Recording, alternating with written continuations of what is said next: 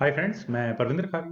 Friends, आज की है हमारी गेम पीयूष झा जी की एक वीडियो रिक्वेस्ट की है। उन्होंने मुझसे सन 1988 में हुई एक विचित्र गेम के ऊपर वीडियो बनाने के लिए कहा था। मैं बहुत देर तक इस गेम में यही समझने की कोशिश करता रहा आखिर जीत कौन रहा है या इस गेम को हारने वाला कौन है। तो चलिए फ्रेंड्स, अगर आपको कुछ पर्टिकुलर मूव से पहले इस बात को समझ में आ जाए कि कौन जीतने वाला है या कौन हारने वाला है या कौन चेकमेट के लिए जा रहा है या कौन डिफेंडिंग पोजीशन पर जा रहा है, तो जरूर मुझे कमेंट सेक्शन में बताइएगा। यहाँ ये गेम खेली गई थी सन 1988 में। लेनिनग्रेड यूएसएसआर की एक चैंपियनशिप है। लेनिनग्रेड में गेम खेली गई थी यूएसएसआर में। खेलने वाले खिलाड़ी थे Vasily Melenin versus Victor Savinov. Friends, Victor Savinov I think international master है और Vasily Melenin I think Russian खिलाड़ी हैं, और ये ग्रैंड मास्टर शायद 2003 के आसपास ये ग्रैंड मास्टर इनको अवार्ड मतलब इन्होंने अर्न किया था। तो चलिए फ्रेंड्स, गेम को शुरू करते हैं। गेम की शुरुआत वेसेली मेलेनिन ने की थी यहाँ D4 के साथ। नाइट F6 यहाँ विक्टर सेविनोव ने किया। Then C4 C5 D5 B5 C takes B5 then A6 तो B takes A6। You can say that बैंको गैम्बिट या वोल्गा गैम्बिट जिसे कहते हैं। बिशप टेक्स A6 जिसे एक्सेप्ट किया यहाँ पर ब्लैक ने। देन नाइट गया C3 स्क्वायर पर D6 then night F3 G6 then G3। Bishop एक ही जगह डेवलप हो सकता है। बिशप G7 देन H4 यहाँ व्हाइट ने किया और इसके बाद ब्लैक ने यहाँ कैसल किया, और कैसल करने के बाद यहाँ व्हाइट ने कुछ अपना गेम प्ले किया। उन्होंने यहाँ H5 पॉइंट को आगे पुश किया। मेरी नजर में तो कोई बहुत ज्यादा डेंजरस मूव नहीं है, जस्ट सिंपली बिकॉज यहाँ नाइट टेक्स H5 ब्लैक कर सकता है। सो G4 होगा तो नाइट वापस H6 स्क्वायर पर F6 स्क्वायर पर चला जाएगा। खैर, यहाँ इस गेम में हुआ था knight at b goes to D7, और इसके बाद यहाँ व्हाइट को मौका मिला H टेक्स G6 करने का। H टेक्स G6 और यहाँ पर ये H फाइल ओपन हो चुकी है। बिशप H3 यहाँ व्हाइट ने किया, और बिशप के H3 स्क्वायर पर आने से फ्रेंड्स मुझे नहीं लगता कि कोई बहुत ज्यादा स्मार्ट अटैक फिलहाल बन रहा है। लेकिन रुक E8 यहाँ पर ब्लैक ने किया। क्वीन गई C2 स्क्वायर पर देन रुक B8 स्क्वायर पर। फ्रेंड्स, यहाँ अगर आप देख सकते हैं तो ये डेंजरस डायगोनल बिशप और खासकर इस रुक की मदद से बहुत स्ट्रॉन्ग गेम प्ले यहाँ बनने वाला है। मेरे ख्याल से एग्जैक्टली इसी पॉइंट पर नाइट G5 जैसी कोई ऑप्शन कंसिडर की जा सकती थी। अगर यहाँ से ये गेम आगे बढ़ती भी है तो नाइट F8 नहीं फ्रेंड्स, मुझे कोई बहुत ज़्यादा स्मार्ट या स्ट्रॉन्ग मैं मूव नहीं मानता। ये लग रहा है मुझे बिशप E3 यहाँ पहले व्हाइट ने किया था, पर उससे बेटर हो सकता था। चलिए, नाइट टेक्स D5, और इसी बात का फायदा यहाँ पर ब्लैक ने उठाया। वैसे है नाइट टेक्स D5, अगर व्हाइट यहाँ करेगा तो रुक टेक्स B2, रुक की एंट्री सीधा सेकंड रैंक में होगी। क्वीन अगर हटी भी मान लो A4 जैसे किसी स्क्वायर पर, तो बिशप B5 से दोबारा क्वीन पर अटैक बनेगा, और उसके बाद किस तरह के सीक्वेंसेस तैयार होने वाले फ्रेंड्स, बहुत डेंजरस गेम होगी यहाँ से व्हाइट के लिए। खैर, यहाँ फ्रेंड्स दूसरी अगर मैं ऑप्शन की बात करूं तो बिशप D2 की ऑप्शन भी बुरी नहीं थी। अपने डार्क स्क्वायर्ड बिशप को बचा लेना चाहिए था।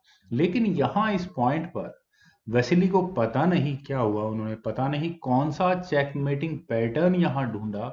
उन्होंने यहाँ अपनी क्वीन सेक्रीफाइस की एक पॉन के बदले में क्वीन टेक्स G6, और बदले में उन्हें यहाँ क्या मिलता है फ्रेंड्स, ये देखने वाला है। मुझे समझ में नहीं आ रहा है। एफ टेक्स G6 कोई रीजन नहीं है यहाँ पर इस क्वीन सेक्रीफाइस को एक्सेप्ट न करने की। अगर मैं वीकनेस ढूंढूं या व्हाइट का एडवांटेज ढूंढूं तो सिर्फ यही है कि ये रुक के लिए H फाइल ओपन है। बिशप एक यहाँ चेक देकर नाइट पर अटैक, नाइट तो खैर वैसे ही मिल ही जाएगा, तो ये बहुत स्ट्रॉन्ग अटैक यहाँ लगने वाला है। बिशप E6 चेक हुआ, किंग गया F8 स्क्वायर पर then knight takes D5, that's okay. लेकिन फर्दर यहां से क्या डेवलपमेंट होती है अभी कहना बहुत मुश्किल है। उस उतनी देर में यहाँ ब्लैक का अटैक शुरू हो चुका है, रूक टेक्स B2, और अगले मूव में यहाँ पॉन पर बहुत स्ट्रॉन्ग अटैक लगने वाला है। तो नाइट G5 उसके बावजूद भी यहाँ पर व्हाइट ने किया। फ्रेंड्स, ये मूव क्या यहाँ पर अटैक बना रहा है, अगर आप यहाँ देखें तो अब थोड़ा बहुत व्हाइट का अटैक समझ में आता है। व्हाइट यहाँ अगले मूव में डायरेक्टली चेकमेट की थ्रेट देता है, और कोई एस्केपिंग स्क्वायर मेरे ख्याल से अगर ढूंढे जाए तो बन तो सकते हैं एस्केपिंग स्क्वायर। और बेटर ऑप्शन जो मुझे नजर आती है वो क्वीन से चेक देने की है, simply because king F1 square पर जाएगा, उसके बाद बिशप टेक्स F2 चेक होगा, किंग को मूव होना होगा, देन रुक D8, और उसके बाद ये एस्केपिंग स्क्वायर यहाँ ब्लैक अपने किंग के लिए बना सकता है। लेकिन यहाँ पर विक्टर ने नाइट F6 पहले किया। उन्होंने यहाँ अलाउ ही नहीं किया व्हाइट के नाइट को इस H7 स्क्वायर पर जाने देने से। देन नाइट F6 स्क्वायर पर। फ्रेंड्स, प्रॉब्लम अभी भी व्हाइट ने वही खड़ी की हुई है जो भी थोड़ी देर पहले थी, एक और चेकमेटिंग अटैक। तो क्वीन A5 चेक। फाइनली यहां पर कुछ एस्केपिंग स्क्वायर ब्लैक को तैयार करने ही पड़ेंगे। किंग F1 स्क्वायर पर, then bishop takes E2 check. King कहाँ जाए? नाइट टेक्स E2 की ऑप्शन तो बिल्कुल भी नहीं हो सकती, क्योंकि यहाँ सबसे पहले ब्लैक इसी नाइट को ही पिन कर देगा और अगले मूव में क्या कोई डिफेंस होगा? मुझे तो लगता नहीं है। नाइट है, कोई डिफेंस नहीं हो सकता, इस नाइट को नहीं बचाया जा सकता। हाँ, रुक को लेकर आएंगे भी तो फ्रेंड्स नहीं, ज्यादा कुछ खास नहीं रहेगा। खैर, यहाँ हुआ था किंग G1 स्क्वायर पर, देन रुक B8, और अब फाइनली यहाँ एटलीस्ट एक एस्केपिंग स्क्वायर ब्लैक के किंग को मिल ही गया है। तो बिशप F7। फ्रेंड्स, ये इतना कॉम्प्लिकेटेड स्ट्रक्चर, चेकमेटिंग पैटर्न मैं यहाँ कहूंगा, जो यहाँ वेसिली ने बना रखा है। अब यहाँ चेकमेट कहाँ से आ रही है? दूसरे स्क्वायर से। नाइट को E6 स्क्वायर पर लेकर जाना है और यहाँ चेकमेट होगी ही होगी। तो ब्लैक माइट भी अपने आगे अटैक को लगाने से पहले इस ई पॉन को आगे पुश करने के बारे में सोच सकता है। पर देखते हैं हुआ क्या था।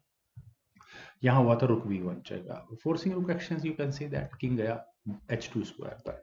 ये friends, I think G2 square को हम बेटर नहीं कह सकते, सिंपली एक क्वीन से एक बहुत स्ट्रॉन्ग चेक आई है, उसके बाद चेकमेट हो चुकी होगी। Well, night G4 check. King गया H3 स्क्वायर पर। देन फ्रेंड्स, जिस तरह की गेम बन चुकी है, मेरे ख्याल से ब्लैक को व्हाइट के इस नाइट का इंतजाम जरूर करना चाहिए था, और खैर किया भी। यहाँ हुआ था rook takes H1, then knight takes F2 check. आपने इस नाइट को सेक्रीफाइस किया है ब्लैक ने, सिंपली फॉर द रीजंस। यहाँ वैसे वाइट अगर किंग को G2 स्क्वायर पर ले जाए तो क्वीन A8 चेक होगा, king takes F2, queen F3 check होगा, knight takes F3, bishop takes नहीं। ये मुझे सही मूव लगा नहीं है, ये चेस इंडियन रिकमेंडेड मूव था, मुझे कुछ अच्छा नहीं लगा। बिशप टेक्स F2 यहाँ पर वाइट ने किया। Bishop G4 check. अपने इस नाइट को भी सेक्रीफाइस किया, पहले नाइट सेक्रीफाइस किया, अब इस बिशप को सेक्रीफाइस किया, simply because king takes G4 होने के बाद रुक B4 होने जब हुआ, तो यहाँ अब चेकमेट होना बहुत मुश्किल है। आई थिंक लास्ट मूव की अगर मैं बात करूं, ई पॉन पुश मुझे अभी भी ठीक लग रहा है। चलिए देखते हैं गेम में क्या हुआ था। यहाँ इस पॉइंट पर बिशप D5 जैसी ऑप्शन शायद वाइट कंसिडर कर सकता था, लेकिन किंग F3 स्क्वायर पर जब यहाँ लिया वाइट ने, तो मेरे ख्याल से वाइट के हाथ से बहुत कुछ इस गेम से निकल गया था। 1988 की गेम है। मुझे लगता है काफी यंग एज में रहे होंगे वेस्ली और विक्टर उस समय पर, क्योंकि ये बहुत बड़ा ब्लंडर है, और जो चेस गेम यहाँ मेरे ख्याल से जानते हैं, मुझे बताने की जरूरत नहीं है क्यों बहुत बड़ा ब्लंडर है। यहाँ पर रुक टेक्स F4 चेक सबसे पहले ब्लैक कर सकता था। किंग टेक्स F4 होने के बाद क्वीन D2 चेक होता, किंग G4 स्क्वायर पर, queen E2 check, king H3 square पर, queen takes F2, and I think knight, bishop और रुक सामने, साथ में दो पॉन्स, और उसके साथ बिशप और क्वीन। ब्लैक का पलड़ा थोड़ा भारी ही रहता है यहाँ से। लेकिन यहाँ हुआ था queen A3 check. Queen A3 check होने के बाद किंग G2 स्क्वायर पर ही जाना चाहिए था, ये बहुत जरूरी था। लेकिन यहाँ बिशप E3 स्क्वायर पर यहाँ पर वाइट ने लिया, और अभी भी मैं कहता हूँ कि रुक टेक्स F4 चेक कर देना चाहिए था ब्लैक को, लेकिन उन्होंने ऐसा नहीं किया। जो चेकमेटिंग अटैक बना हुआ है उसे, ठीक है, इनफ मटेरियल है उनके पास, तो थोड़ा बहुत वापस दे दे, कोई प्रॉब्लम नहीं है। लेकिन क्वीन A8 चेक, फ्रेंड्स, ये मूव बहुत डेंजरस है। आप कहेंगे कि बिशप बीच में लग सकता है, लगा देते हैं। बिशप ही बीच में लगा भी था। बिशप बीच में लगने के बाद फ्रेंड्स, मेरी नजर में तो ये गेम यहीं खत्म हो चुकी थी, क्योंकि ब्लैक अब रुक टेक्स F4 चेक करना चाहिए था। G takes F4 whatever it is, जो भी होता है, क्वीन टेक्स D5 चेक होता, ये बिशप मिलता, देन नाइट बीच में लग भी जाता, देन क्वीन टेक्स A2, और 4 पॉन वर्सेस रुक नाइट। मेरे ख्याल से तो ब्लैक इस गेम को लॉस्ट कर गया था, लेकिन क्वीन A5 के ब्लंडर के बाद, ब्लंडर मतलब जो हाथ में आई हुई गेम थी उनके हाथों से निकल गई यहाँ से। Knight attack goes to E6 with check. और फ्रेंड्स, ये चेक मेटिंग पैटर्न भी कमाल का है। किंग कहाँ जाएगा? आई थिंक किंग के अगर यहाँ E8 स्क्वायर पर जाएगा तो एक चेक और आनी है, बिशप को यहाँ गंवाना होगा ब्लैक को। देन किंग यहाँ G8 स्क्वायर पर लिया था, नाइट C7 चेक, किंग गया E6 स्क्वायर पर, सॉरी किंग अगर यहाँ से F8 स्क्वायर पर जाएगा तो सिंपली यहाँ नाइट H7 चेक और यहाँ पर मेट होगा इस पॉइंट से।